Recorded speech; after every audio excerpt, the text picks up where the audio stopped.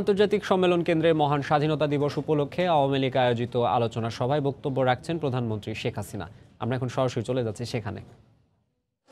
পোশাক পরিচ্ছদ, আলাপ আলোচনা সবই ভিন্ন ছিল, তাদের সংস্কৃতি ভিন্ন ছিল।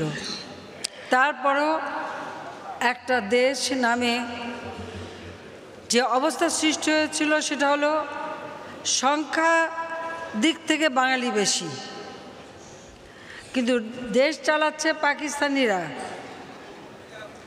এমনকি পাকিস্তান আন্দোলনেও যাদের কোনো অবদান ছিল না, তারাই হয়ে গেল হর্তাকর্তা বিধাতা। বাংলাদেশ থেকে অর্থাৎ এই পূর্ববঙ্গ বৈদেশিক মুদ্রা অর্জন করত পূর্ব পাকিস্তান অর্থাৎ পূর্ববঙ্গ।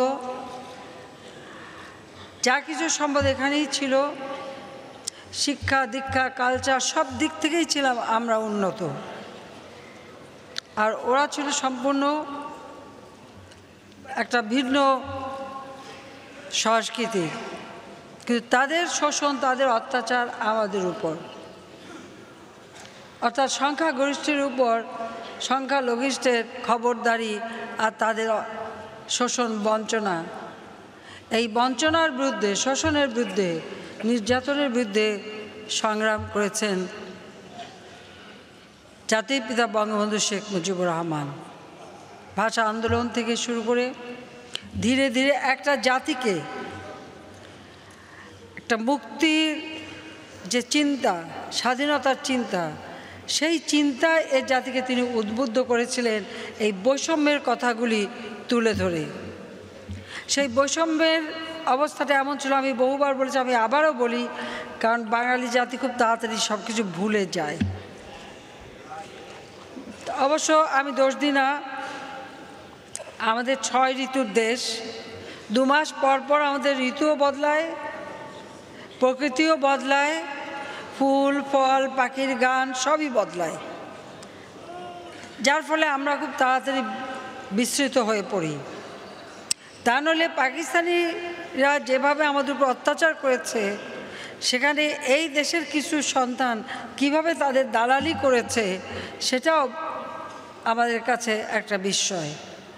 আবার বাঙালির আর একটা দিক আছে, যেটা জাতির পিতা বঙ্গবন্ধু সবসময় বলতেন, যে পরিমাটির দেশ আমরা, আমাদের মন যেমন নরম, আবার চৈত্রের প্রখর রৌদ্রে এই মাটি এত শক্ত হয় যে ওই ঢেলা কারো মাথায় মারলে তার মাথাটাও ফেটে যায়।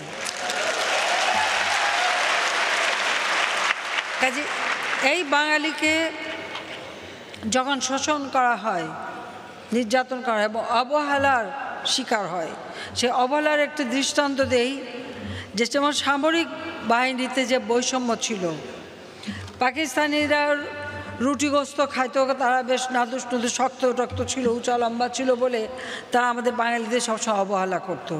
বলতো বাঙালিরা তো কদমে খাটো, মানে লম্বায় কম, খাটো, তাদের গা গতরে এই লিকলিকা, সিনার মাপ কম, তারা আবার আর্মিতে কি যাবে, তারা আবার যুদ্ধ কি করবে, এভাবেই তারা আমাদের অবহেলা করত। যে কারণে পাকিস্তানি দেশটা যখন হয়, তখন দেখা যায় যে জেনারেল পদে 3 জন ছিল, বাঙালি ছিল 0, 1 জনও না।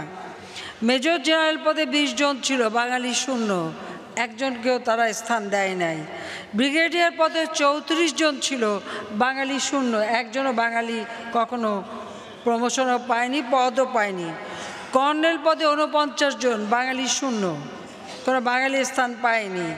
লেফটেন্যান্ট কর্নেল পদে 198 জন, বাঙালি মাত্র 2 জন। আর মেজর পদে 590 জনের মধ্যে বাঙালি ছিল মাত্র 10 জন। আর নৌবাহিনীতে 593 জন অফিসারের মধ্যে বাঙালি ছিল মাত্র 7 জন। আর বিমান বাহিনীর 640 জনের মধ্যে 40 জন ছিল বাঙালি। এ হলো সামরিক বাহিনীর অবস্থা। আবার সিভিল প্রশাসনেও, কেন্দ্রীয় সরকারে সেক্রেটারি পদে 4 জন ছিল, বাঙালি 0, তাদের কথায় বাঙালিরা সেক্রেটারি হবার নাকি যোগ্যই না, কিন্তু দেখা যেত সবসময় বাঙালিরাই ভালো করে, কিন্তু তাদের কোনো স্থান ছিল না। জয়েন্ট সেক্রেটারি 22 জনের মধ্যে মাত্র 8 জন। এভাবে ডেপুটি সেক্রেটারি হলো 60 জনের মধ্যে মাত্র 23 জন, সেকশন অফিসার 323 জনের মধ্যে 25 জনের মধ্যে মাত্র 50 জন, এরকম আরও বহু আছে, আমি আর বেশি বলতে চাই না। এই ছিল আমাদের অবস্থা। এই রিপোর্টটা হচ্ছে 1956 সালের ডন পত্রিকায় পাকিস্তানে এটা প্রকাশিত হয়েছিল। যদি কেউ খুঁজতে যান সূত্র পাবেন।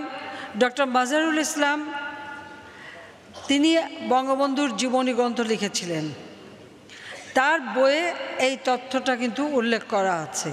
তাছাড়া পাকিস্তানের ডন পত্রিকা সেই বছরের খোঁজ করলেই পাওয়া যায়, কারণ এখন আপনারা জানেন যে মানে ডিজিটাল পদ্ধতির বদৌলতে মানে গুগলে গেলে সার্চ করলে বা ইউটিউবে গেলে অনেক দেশের অনেক তথ্যই পাওয়া যেতে পারে। তো 56 সালে আওয়ামী লীগ সরকার গঠন করে, সরওয়ার্দী সাহেব প্রধানমন্ত্রী হন। তখন থেকে এই তথ্যগুলি যখন বের করেন এবং একটা প্রচেষ্টা ছিল যে বাঙালিদের অধিকারটার জন্য অন্তত বজায় থাকে, কিন্তু পাকিস্তানিরা তা দিত না। আমাদের পাট, চা, তামাক থেকে শুরু করে বিভিন্ন অর্থকরী ফসল, সেগুলি বিদেশে রপ্তানি করে বৈদেশিক মুদ্রা আমরা অর্জন করতাম, সব নিয়ে যেত পাকিস্তানিরা। পাকিস্তানে তিনবার রাজধানী পরিবর্তন হয়। প্রথমে ছিল করাচি, তারপরে করা হলো ইসলামাবাদ, তারপরে করা হলো পিন্ডি, এভাবে অর্থাৎ একবার রাজধানী পরিবর্তন করতে যে যত টাকা খরচ, টাকা কিন্তু দিতে হতো আমাদেরকে, আর ভোগ করতো তারা। তাদের কিন্তু মরুভূমি, আমাদের অর্থ নিয়ে মরুভূমিতে তারা ফুল ফুটিয়েছিল, আর আমাদেরকে মরুভূমিতে পরিণত করার চেষ্টা করেছিল। এই বৈষম্যের বিরুদ্ধেই ছিল বঙ্গবন্ধু শেখ মুজিবের সংগ্রাম আন্দোলন।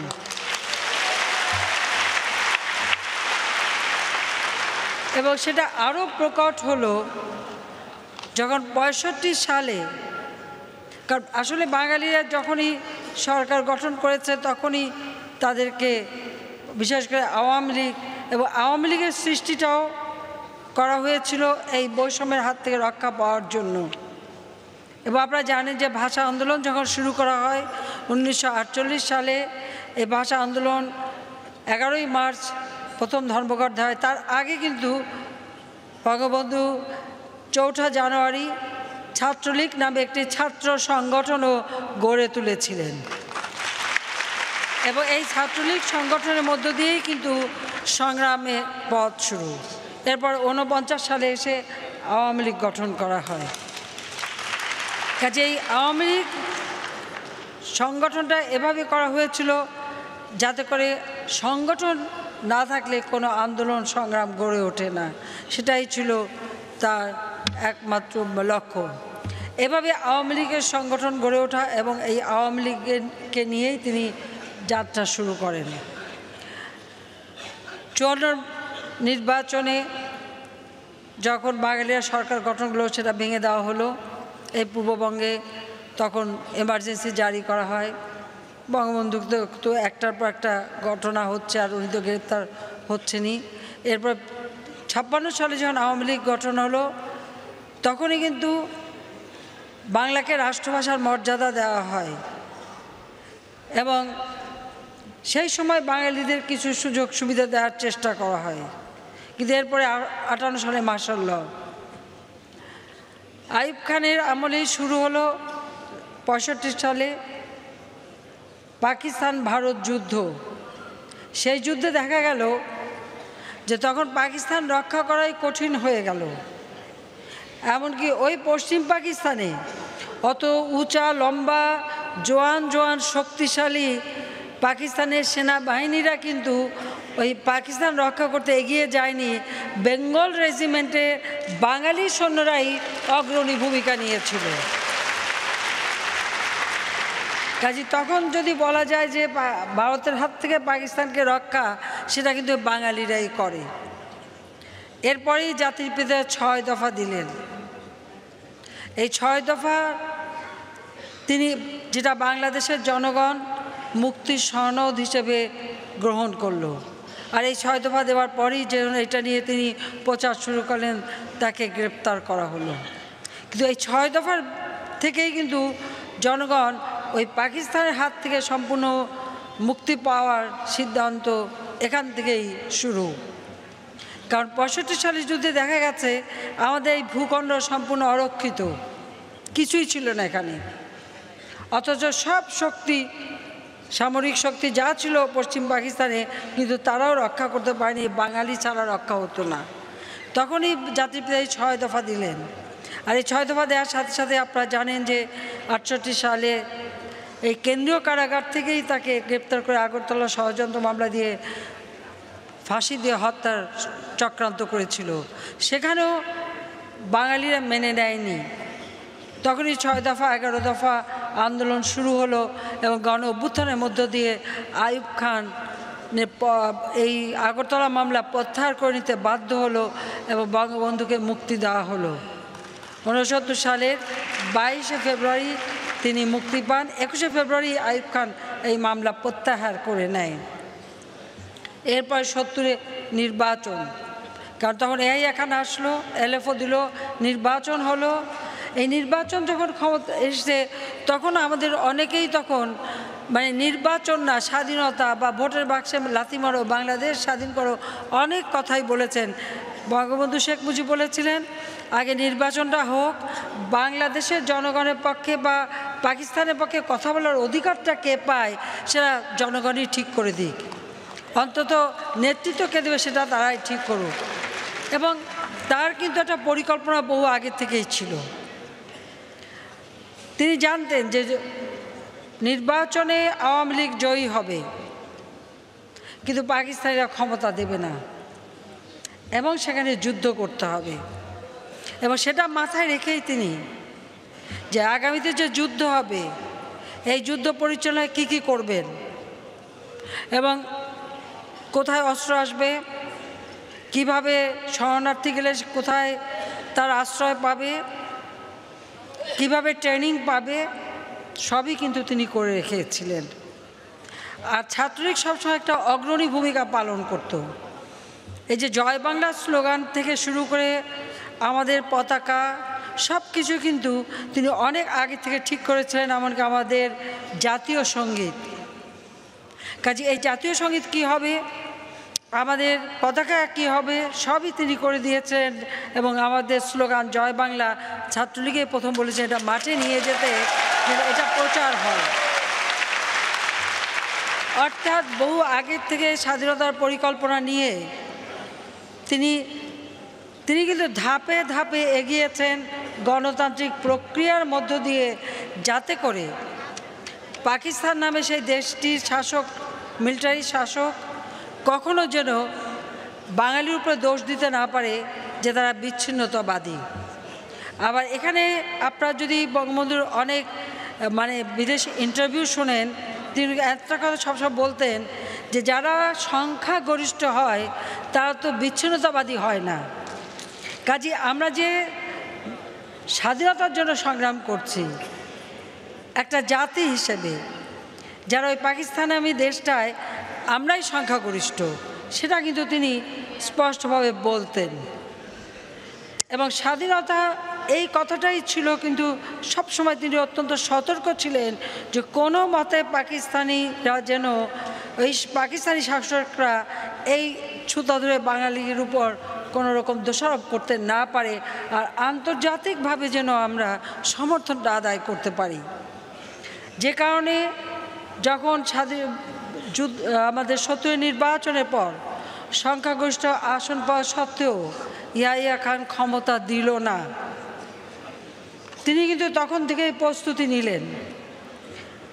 7 ডিসেম্বর নির্বাচন হয়েছে, 3রা জানুয়ারি সরহদ্দি উদ্যানে নির্বাচিত যারা প্রতিনিধি, একটা ছিল গণপরিষদ অর্থাৎ জাতীয় পরিষদ, ন্যাশনাল অ্যাসেম্বলি, আর একটা হলো প্রাদেশিক পরিষদ। এবং আওয়ামী লীগ কিন্তু সব জায়গায় জয়লাভ করে। ন্যাশনাল অ্যাসেম্বলি কিন্তু মানে পূর্ববঙ্গ সহ গোটা পাকিস্তানে কিন্তু মেজরিটি পেয়েছিল আওয়ামী লীগ বঙ্গবন্ধু শেখ মুজিবের নেতৃত্বে। সকল সদস্যকে নিয়ে তিনি কিন্তু শপথ গ্রহণ করান। এবং সেই শপথ গ্রহণ করা হয়েছিল। এবং এরপর যখন মোটেই ক্ষমতা দেয় না, আপনারা জানেন যে অ্যাসেম্বলিও ডাকে না, এরপরে সেই অসহযোগ আন্দোলন, ৭ই মার্চের তাঁর সেই ঐতিহাসিক ভাষণ, যে ভাষণের মধ্য দিয়ে একটা গেরিলা যুদ্ধের সকল প্রস্তুতি এবং কার কী করণীয় সবই তিনি বলে দিয়েছিলেন। এবং সেই ভাষণের মধ্য দিয়ে কিন্তু এদেশের মানুষ সেই সিদ্ধান্ত পেয়ে গিয়েছিল যে আমাদের কি করতে হবে, কারণ যার যা কিছু আছে তাই নিয়ে শত্রু মোকাবেলা করতে তিনি বলেছিলেন। এবং এভাবে তিনি একটা অসহযোগ আন্দোলনকে সশস্ত্র বিপ্লবে রূপান্তর করে এই যুদ্ধের মধ্য দিয়ে বিজয় অর্জন। পাকিস্তানি হানাদার বাহিনী 25শে মার্চ যখন তারা গণহত্যা শুরু করলো, অর্থাৎ তারাই যখন আক্রমণ করলো, আক্রমণকারী হলো, সাথে সাথে এটাও পূর্ব পরিকল্পনা ছিল, সেই অনুযায়ী তার স্বাধীনতার সেই ঘোষণাটা যে যুদ্ধ চালিয়ে যাওয়া নির্দেশ, অর্থাৎ শেষ সৈন্য বিতাড়িত না হওয়া পর্যন্ত যুদ্ধ চালিয়ে যেতে হবে, এই কথাটাই ঘোষণাটা তিনি কিন্তু ইপিআরের বর্তমানে বিজিবি পিলখানা সেখানে ওয়্যারলেসের মাধ্যমে সমগ্র বাংলাদেশে পৌঁছে দিলেন। এবং আমাদের বাঙালিরাও যে যেখানে ছিল, যার যা কিছু ছিল তাই নিয়ে কিন্তু তারা শত্রু মোকাবেলা করলো। যদিও এ মোকাবেলা শুরু হয়েছিল আমাদের গাজীপুর থেকে, এই জয়দেবপুরেই প্রথম পাকিস্তানি সেনাদের প্রতিরোধ গড়ে তুলেছিল ওই জয়দেবপুরে এবং আমাদের গাজীপুরের নেতৃবৃন্দ। কাজে এভাবে কিন্তু আমাদের যাত্রা শুরু। 25শে মার্চের এই ঘটনার পর যখন যে মুহূর্তে 26শে মার্চ বঙ্গবন্ধুর এই ঘোষণা সমস্ত জায়গায় ছড়িয়ে পড়লো, পাকিস্তানের ওয়্যারলেসে পড়লো, ধরা পড়লো, তারা 32 নম্বর থেকে তাকে গ্রেপ্তার করে নিয়ে গেল। এবং এরপর আপনারা জানেন যে তার বিরুদ্ধে মামলা দিয়ে তাকে ফাঁসি দেওয়ারও ষড়যন্ত্র করেছে। কিন্তু আমরা বঙ্গবন্ধুর যেহেতু প্রস্তুতি ছিল, মিত্র শক্তি সহায়তা পেলাম, বাঙালি জাতি মুক্তিযুদ্ধ করে বিজয় অর্জন করলো। 16ই ডিসেম্বর পাকিস্তানি হানাদার বাহিনী মিত্র বাহিনীর কাছে সারেন্ডার করলো। আমাদের মুক্তিযোদ্ধা এবং মিত্র বাহিনী ভারত তাদের কাছে তারা সারেন্ডার করলো। 96,000 পাকিস্তানি সৈন্য আটকা পড়লো এখানে। আন্তর্জাতিক চাপে সেখানে ইহাইয়ার পতন হলো, ভুট্টো রাষ্ট্রপতি হলো, বঙ্গবন্ধু মুজিবকে মুক্তি দিল। তিনি বাংলাদেশে ফিরে এলেন 10ই জানুয়ারি। 10ই জানুয়ারি বাংলাদেশে এসে মাত্র 9 মাসের মধ্যে তিনি আমাদের সংবিধান দিলেন। সবচেয়ে বড় কাজ, 10ই জানুয়ারি তিনি ফিরে এসেছেন, মার্চ মাসে ভারতীয় মিত্র বাহিনী যারা আমাদের কাঁধে কাঁধ মিলিয়ে মুক্তিযোদ্ধাদের সাথে যুদ্ধ করেছে, আমাদের দেশকে শত্রুমুক্ত করেছে, যাদের কাছে পাকিস্তানি হানাদার বাহিনী সারেন্ডার করেছে, সেই মিত্র বাহিনীকে তিনি স্বদেশে ফেরত পাঠালেন।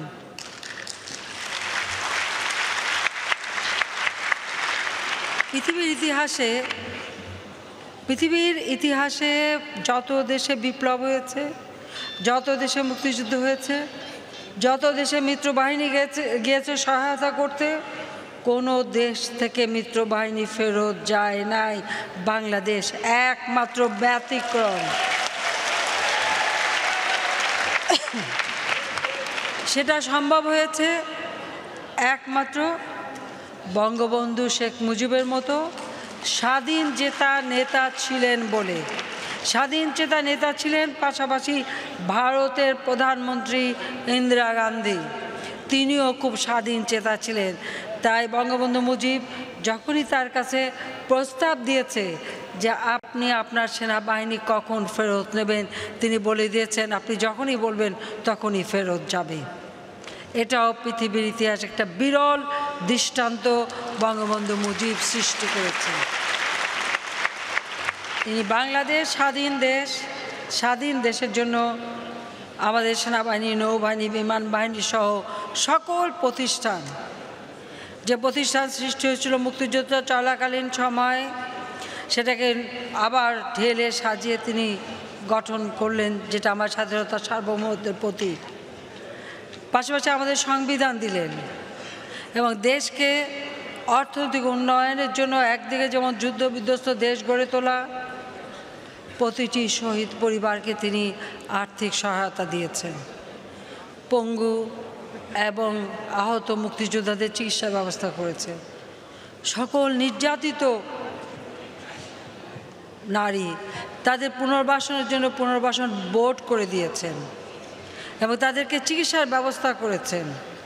স্পেশাল ডাক্তার নার্স নিয়ে এসেছেন বিদেশ থেকে, সুইজারল্যান্ড থেকে নার্স এনেছেন, জার্মানি, ইংল্যান্ড সহ বিভিন্ন দেশ থেকে ডাক্তার এনেছেন।